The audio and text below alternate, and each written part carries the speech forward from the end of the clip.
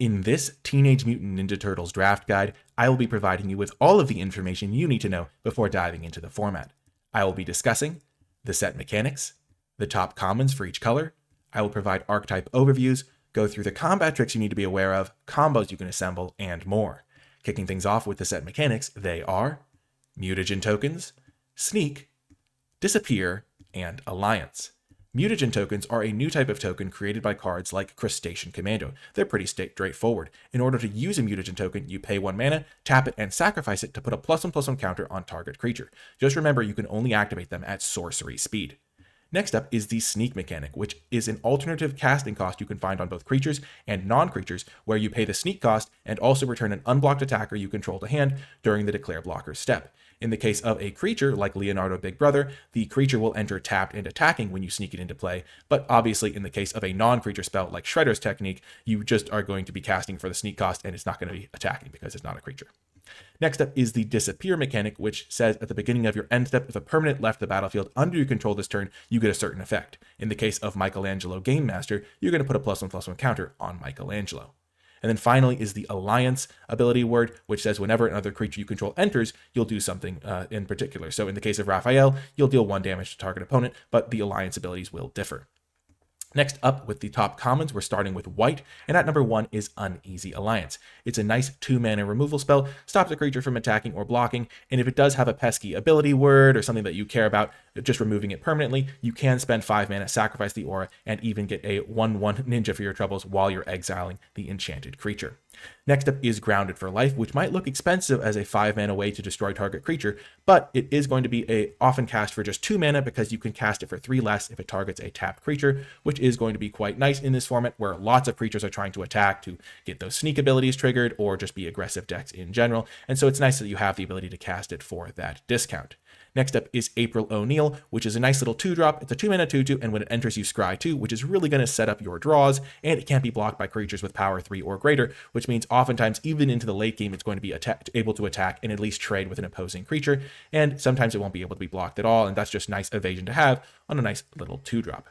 Next up is blue, and at number 1 is Return to the Sewers. For 4 mana, you can put a creature on the top or bottom of its owner's library, and you're going to get a mutagen token all at instant speed. This is just a nice removal spell effect for blue. Remember that putting it onto the top of your opponent's library is still going to be like killing the creature. Sure, they can draw it and replay it, but you aren't like putting yourself down a card when you cast something like Return to the Sewers, and getting a mutagen token lets you fuel your synergies, maybe with artifacts, maybe with getting +1/+1 counters, and it's going to be a nice little bonus for your removal spell. Next up is Donatello Turtle Techie. For 4 mana, you get a 3/4, and when it enters, if you control an artifact, draw a card. Getting 2 for 1s is really good in limited, and attached to a solid-sized body is going to be great. So Donatello is a card you're going to be happy having in your blue decks. There are a lot of artifacts, so you're oftentimes going to be able to draw that card. And then at number 3 is Buzzbots. It's a 2-mana 1/1, but it does have flying and vigilance. It's an artifact for those synergies, and when it dies, you draw a card. So it can attack in. It's kind of hard to block because it's got flying, so it works well with sneak cards, and you can also put counters on it with mutagen tokens, use it to fuel artifact synergies. It's just a really nice 2-drop for this format. At next is black, and at number 1 is Stomped by the Foot. It's just a really efficient removal spell. 2 mana for giving a creature -2/-2 might not seem crazy, but it does have kicker, sacrifice an artifact or creature, and if you pay the kicker cost, you give a creature -5/-5 instead, which is a really fantastic removal spell for just 2 mana, and there are lots of artifacts running around, lots of creatures you don't mind sacrificing, and because of mutagen tokens and food tokens and things like that, oftentimes you won't even have to sack a creature, you can just sack an artifact, or sack a creature that was going to die anyway from your opponent's removal spell. Lots of flexibility with this card, really good for just 2 mana. Next up is Anchovy and Banana Pizza. For 2 black, you get an artifact that enters and destroys target creature, and then you can sacrifice it by paying 2 mana and tapping it to gain 3 life. So just nice kill spell. It's also going to gain you some life, and it's even a food for some synergies that care about that. It works well with Disappear cards that care about you having permanents leave play, and so the Anchovy and Banana Pizza, you can save the sacrificing on it until you can trigger your Disappear cards. You can also sacrifice it to something like Stomp by the Foot. It's just a really nice removal spell that's going to have good synergy as well. And at number 3 is Tunnel Rats. It's just a nice 2-drop in this format. A lot of the times you're going to want to trade off your early creatures to stop your opponent from sneaking in things. This guy's going to come back later as a result, and just having the ability to have a 2-drop that has utility in the late game where you can just keep returning it to the battlefield is going to be quite useful.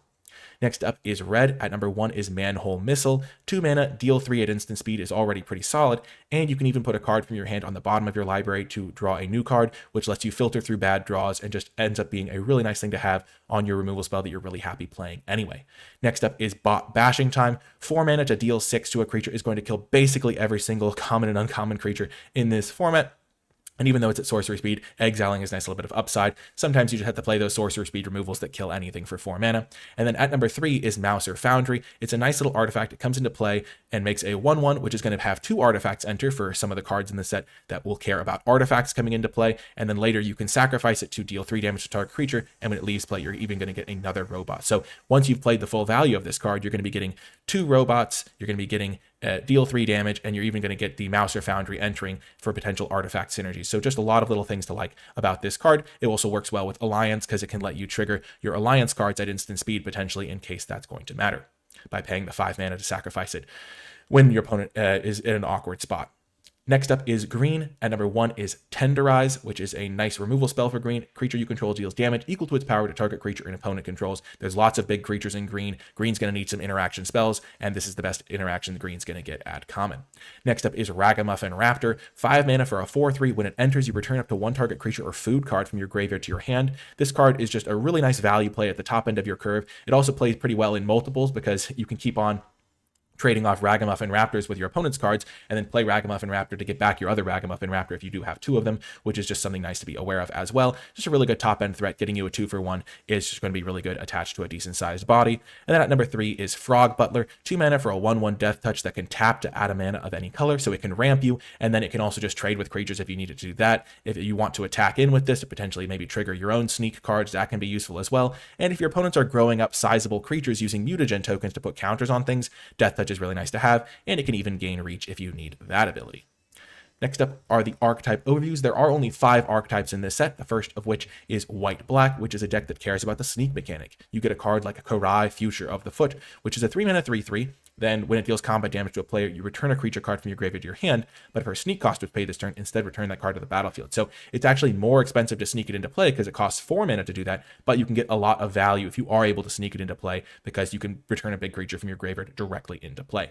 Koya, Death from Above works really well in this deck because it's a really good card to help you get your sneak creatures through, or to help get your creatures through so you can then sneak onto them. It has evasion, which means that if you play Koya on turn 3, on turn 4 you can attack with it and maybe use it to sneak something into play. And in the late game, if you are constantly able to use Koya, Death from Above, if you have access to 7 mana, you can play Koya on your end step, pay the 4 extra mana to make it so your opponent doesn't get their creature back. Next turn, attack, hopefully sneak it to return it back to your hand. It's really nice to have sneak abilities, not only with evasion, but also with cards that have really good enters effects, because then you can re-trigger them multiple times. And then Karai's Technique is a really nice sneak card as well. 3 mana at sorcery speed to give a creature +3/+3 and -3/-3 maybe isn't the best card, but it's still going to be pretty good if you have to cast it at sorcery speed because you're killing something and also enabling a big attack. But if you sneak it into play and can use the +3/+3 as a combat trick, maybe you have a couple of creatures attacking, +3/+3 wins you one of the combats, -3/-3 kills one of your opponent's creatures as well. That can be truly fantastic. And so this is a really good payoff for the strategy. Next up is Blue-Red, which is a deck that cares about artifacts. Baxter Stockman is a really good card for this deck. 5 mana comes into play as a 3/3, and you get a 1/1 robot. And then at the beginning of combat, an artifact creature gets +2/+0, first strike, and vigilance. So any artifact creatures that you are going to have are going to become absolutely massive and really problematic because they're getting that first strike. So it's really hard to block them, and they even get vigilance so they can stay back and protect you a little bit on defense. And just the fact that you're going to have lots of artifacts and it makes an artifact on its own, just a nice card for the deck. Donatello, Way with Machines, is a great 3-drop for this strategy. It's a 1/2 flyer to start, but when an artifact enters, you get a counter on Donatello. So any cards that make multiple artifacts, or just being able to make an artifact every turn when you play your spell, or things like that, are going to be really good with Donatello, growing him into a must-answer threat very, very quickly, and flying is just really nice as well. And then Brilliance Unleashed is another nice top-end card for this deck. You can choose one or both, so you get pay 6 mana to deal 5 to target creature, nice little removal spell, and choose target artifact card in your graveyard, return to the battlefield if it's an artifact creature card, otherwise return to the battlefield, and it's a 3/3 robot artifact creature with flying. So at the very least, if you have an artifact in your graveyard, you're dealing 5 to something and getting a 3/3 flyer artifact, or if you have maybe a better artifact you want to return to play, you return that to play and just like have your 6 mana deal 5 plus returning a nice little artifact creature to play. Next up is Black-Green, which is a deck that cares about the disappear mechanic. You get Pizza Face, Gastromancer at the top end as a 5-mana 2/4 that enters and makes a food token, and then it has disappear at the beginning of your end step. If a permanent left the battlefield under your control this turn, put 3 +1/+1 counters on up to one other target artifact or creature. If it isn't a creature, it becomes a 0/0 mutant creature in addition to its other types. So if you play Pizza Face, Gastromancer and are able to trigger it in the same turn, you make that food token, and then you can make that food token into a 3/3 creature, or you can just make one of your other creatures even bigger. And then Pizza Face also has 10 tap, sacrifice Pizza Face, you gain 15 life. And just because that ability isn't going to come up that often doesn't make the rest of the card any worse. So don't let that distract you and make you think, oh, I'm never going to be activating that ability. Just focus on the other aspects of the card, which is that it's a big top end creature that's going to let you turn your other creatures into big threats, so that even if your opponent kills Pizza Face, you're going to be left with a lasting advantage from the counters you were putting on other creatures. And do your best to trigger this card the turn it comes into play, either by maybe attacking with a creature pre-combat, having it trade off with one of your opponent's creatures, and then playing Pizza Face post-combat so that you have that disappear ability able to trigger right away, so that even if your opponent does kill Pizza Face, you'll have still gotten at least one trigger out of it. Next up is Lord Dreg, Insect Invader. This is a really good payoff as well for the disappear deck. It's a 4-mana 3/2 flyer, and at the beginning of your end step, if a permanent left the battlefield under your control this turn, you get a 1/1 black insect warrior creature token with flying. So it's going to make an army of flyers if you're able to consistently trigger your disappear ability. And it even has 3 and a green, sacrifice a token, draw a card. So you can kind of use that to fuel your own disappear thing, where you can sacrifice, if you're able to get one of the 1/1 insects, you can pay 4 mana to sacrifice it, draw a card, and then you'll have disappear triggered for the next end step. Or if you sacrifice a food token or something like that, Lord Dreg can really make you an army of flyers. And then finally we have West Wind Avatar. This is a really good top end payoff for the deck. 7 mana for a 7/7 trampler. It is a bit expensive at 7 mana, but it does pay you off. When it enters or attacks, you can sacrifice a token or land. If you do, you gain 3 life, so it's going to help you stabilize. And then it has disappear to draw a card. So if you are playing your West Wind Avatar for 7 mana, maybe you sacrifice a land when it comes into play, you're going to gain 3 life and then draw a card on your end step. Next turn, if it sticks around, you can attack, sacrifice another land or token, gain 3 more life, trigger the disappear again on the end step. It's just a huge top end threat that's not only going to trigger its own disappear ability, but also help you trigger any of your other disappear cards. So if you have like Lord Dreg in play and then you play West Wind Avatar, you're going to be able to get that disappear triggered for Lord Dreg, regardless of whether you're trading off creatures or things like that, which is just a really nice top end threat for this strategy. And then next up is Red-White, which is a deck that cares about the alliance mechanics. So you've got the Neutrinos, which is 4 mana for a 2/4 flyer, decent stat line, but when another creature enters, it gets +1/+0 until end of turn. And whenever it attacks, you can exile up to one target creature you own, then return to the battlefield under your control, tapped and attacking. So that lets you exile the card, bring it back, so it will trigger your alliance cards again. But also, if you like play a creature for the turn, and then you want to like be attacking with it, the Neutrinos lets it come into play attacking while also buffing up the Neutrino. So it's a really nice aggressive card, and it has evasion with that flying. Old Hob, Alley Cat Blues is also really good for this deck. It's a 5 mana 4/4, and then at the beginning of combat on your turn, you're going to create a 2/2 red mutant creature token. So you're constantly going to be able to trigger your alliance cards every turn because you're making that 2/2 every turn. Now, it gains haste until end of turn, so it can attack, but you do destroy it at the beginning of the next end step. So you're not going to be getting a lasting advantage by making those 2/2s, but you are going to be triggering your alliance cards every turn, which can provide you quite a bit of advantage. And then you can give target attacking token indestructible until end of turn, which can be pretty nice upside to have as well. Then you've got Mighty Mutanimals at 4 mana for a 2/1, but it comes into play with a 2/2 mutant creature token buddy. And whenever another creature you control enters, you get a +1/+1 counter onto target creature you control. So if you just have Mighty Mutanimals, you play this as a 2/1, you get your 2/2 buddy from it, and then you can put the counter onto the Mutanimals, or you can put the counter onto the 2/2 itself. And Mighty Mutanimals is going to be a really nice card for this deck, letting you grow whichever threats you care about, while also providing you 2 alliance triggers just on its own by having 2 creatures come into play. It's a really nice card. And then the final archetype that is supported in this set is a deck that cares about mutagen tokens. So Genghis Frog is a nice 2-drop for this deck. Comes in as a 2 mana 1/3 with trample. When it enters or another mutant enters, you get a mutagen token. So it's not going to be that big because it's just a 1/3, but you can put a counter on it, make it a 2/4, and then any other mutant entering is also going to make a mutagen token. Michelangelo Mutant BFF conveniently is a mutant because he's a Teenage Mutant Ninja Turtle. It's 4 mana for a 4/4. Each creature you control with a counter on it can't be blocked by more than one creature. So you can spread those mutagen counters around, so make it so all of your creatures can't be blocked by more than one creature as long as you have enough mutant tokens to put counters on all of them. Or you can just put it onto selective creatures, where making your opponent can't double block is pretty nice. Conveniently, whenever Michelangelo enters or another or attacks, you create a mutagen token. So that's going to let you put those counters around and really make it hard for your opponent to block your creatures. And then Ray Fillet Man Ray is also a really nice card for this deck. 4 mana, 3/3 flyer. It's a mutant as well. It's also a fish. And when Ray Fillet enters, create a mutagen token, and then you can spend 2 mana to remove a counter from a creature you control to draw a card. So it basically lets you turn your mutagen tokens into card draw by you spend the mana to put the counter on a creature, spend 2 more mana, remove a counter to draw a card. It's going to help you keep the cards flowing and make it so you don't just have a bunch of big creatures, you also are getting some card advantage if you need that instead. It's also worth noting that these mutagen cards, like Ray Fillet, the ones that make artifacts, are going to be nice in the artifacts deck as well, just because making artifacts is good there. Next up are the combat tricks to be aware of in the set at common and uncommon. In white, there is Hamato Guardian Stance, so 1 mana, +1/+3, gives something flying until end of turn and scry 1. And then Action News Cruise has the Channel ability, which can be used at instant speed. You pay 6 mana, discard it, put a +1/+1 counter on each creature you control, and draw a card. So if your opponent makes a big attack and has 6 mana available, definitely consider Action News Crew, because even though it's not an instant, it is definitely something that can devastate you at instant speed. Next up is Mind Transfer Protocol in blue, 2 in a blue. Until end of turn, an artifact or creature becomes an artifact creature with base power and toughness 4 or 5, draw a card. So keep in mind, if something has +1/+1 counters on it, this will change its base stats, and so the +1/+1 counters go on top of that, and the fact that it draws a card means that even though it costs 3 mana as a trick, it can sometimes get a 2-for-1, which is pretty scary. And then next up is Pain 101 in black, 2 mana until end of turn, a creature gains Death Touch, and when it dies, return it to the battlefield tapped under its owner's control. So Death Touch means it's going to trade with pretty much anything. It's going to re-trigger its Enters effects. If it has a death trigger, it'll trigger that, and so just keep this card in mind if your opponent is making an attack. Next up is Red Mouser Attack, 2 mana. You have the option to either make a 1/1 robot artifact creature token, which you don't really want to be doing for your 2 mana effect. It's just kind of a default, like a backup mode. And then the main mode is generally going to be give a creature +3/+0 and first strike until end of turn. So a nice combat trick there. And then green has a couple, 1 at common, 1 at uncommon.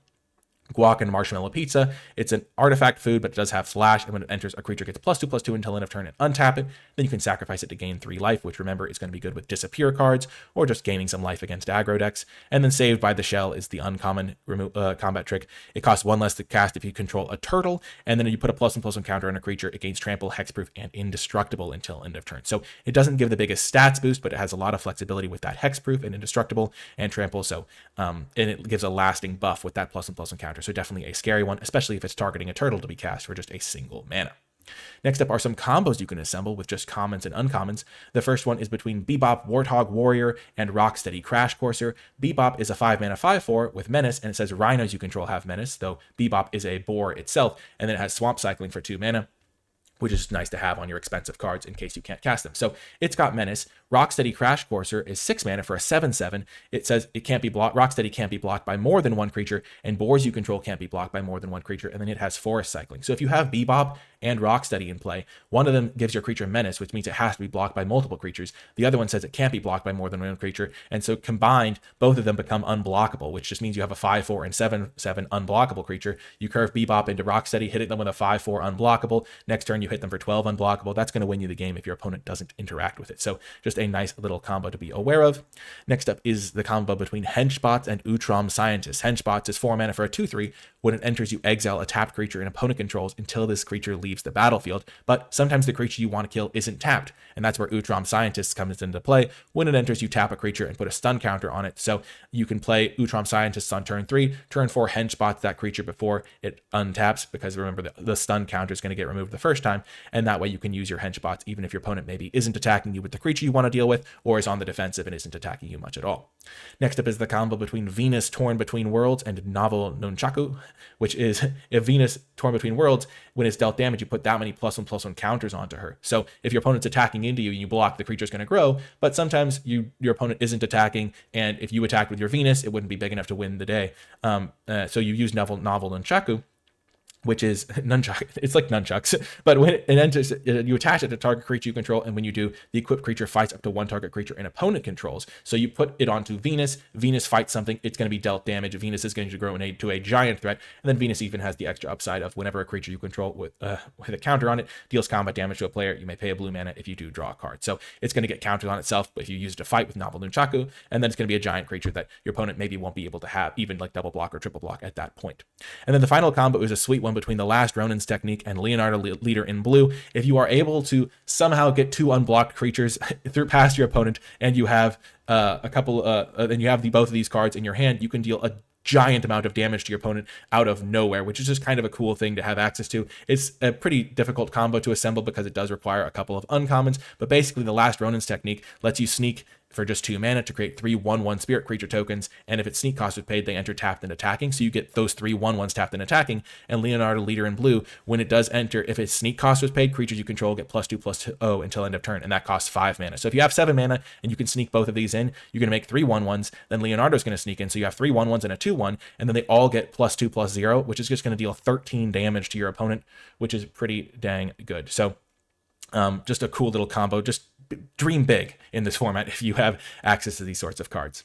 Next up is the mana fixing available in this set. There is going to be a dual land in 60% of packs. So those are Foot Headquarters, TCRI Building, Illegitimate Business, Dimension X, and Mutant Town, the 5 dual lands for the 5 supported archetypes in the format. And then additional mana fixing is something like Escape Tunnel, which you can sacrifice it, search your library for a basic land, put it onto the battlefield tapped, then shuffle, or you can sack it to give a creature with power 2 or less unblockable, can't be blocked this turn. So if you do have Escape Tunnel in the super late game and you don't need the lands, you can save it to give something unblockable. So this is going to be nice because if you are playing a like a red-white deck that wants to maybe splash like a black card or something like that, or blue-green that wants to splash a black card, then you can use Escape Tunnel to help find that splash color or one of your main colors if you already have your splash. Omni Cheese Pizza is like a one-use only splash. When it enters, you draw a card, and then you can spend 1 mana, sack it to add 1 mana of any color. If you're just splashing a single card, then Omni Cheese Pizza can be useful because you only need that burst of mana 1 time. But remember that if you are going to be using Omni Cheese Pizza for other things, like sacrificing it to gain life or sacrificing it to trigger Disappear, you need to make sure that you keep it in play for your splash if that's what you're using it for. And then Frog Butler, we already mentioned, it can be helpful for mana fixing, but just remember that oftentimes you're going to want to trade and attack and block with your Death Touch creature, and so it's going to be more of a supplemental source than like a real like mana fixing source when you're counting sources for your splash color, because you often want to use your creatures to do creature things. Moving on to some final tips. First up, Sneak can be super punishing, so be prepared to block. The difference between using a card like Shredder Unrelenting for its Sneak ability, which lets it come into play directly as a 6/4 attacker with Death Touch and give another creature Death Touch during combat, the difference between that and having to play it as a 5 mana 6/4 and then attack with it the following turn is drastic. And so making sure that you block your opponent's creatures, even like if you don't necessarily want to make the trade, trying to prevent them from sneaking in a creature can save you the game. So make sure that you're blocking, or at least strongly considering blocking in all these scenarios, because sneaking things into play is super powerful, and you want to try to prevent your opponents from doing that. The next tip, there are only 5 archetypes, so you can pick multicolored cards higher. Normally in draft, there's a balancing act between taking a powerful multicolored spell and taking a monocolored spell, because the monocolored spell is more likely to make your deck by a much wider margin because it fits into any of the 4 color combinations that are supported in that set. So a red card could go into red-white, red-blue, red-black, or red-green, but if you take a red-green card, it only goes into one of those 4 color combinations. But in this set, there are only 5 archetypes, so a card like Lessons from Life, which only goes into blue-green really, isn't as big of a downside compared to just a green card, because the green card can go into blue-green, or the green card can go into green-black, but so it's only like twice as flexible in that way. So keep that in mind. You can pick multicolored cards a bit higher in this set. And then the final tip, be careful not to legend rule yourself with legendaries at common. So a card like Stockman, Mad Flyantist, it's 5 mana for a 3/4. When it enters, you draw a card and discard a card. It's a flyer, it's got island cycling, but it's a legendary creature as well, which can sometimes get lost in the shuffle when you're playing these cards. And so if you have Stockman in play and you play a second Stockman Mad Flyantist, you have to sacrifice one of them. So be careful about that. There are some powerful legendary creatures that you're going to want to take highly at common, and so you might end up with 2 or sometimes maybe even 3 copies of them in your deck. Be careful about that, because you don't want to have too many copies of these cards, because they can end up as dead cards in your hand, and you certainly don't want to accidentally cast one and have to sacrifice one of them. So just keep that in mind when you are playing with these cards. That's going to do it for this video, though. Thank you so much for watching. Remember to like, subscribe, and comment if you have any questions or feedback, and leave #TurtleTime in the comment section down below to let me know you made it all the way till the end of the video. That's going to do it for this one, though. I hope you enjoyed it, and cowabunga!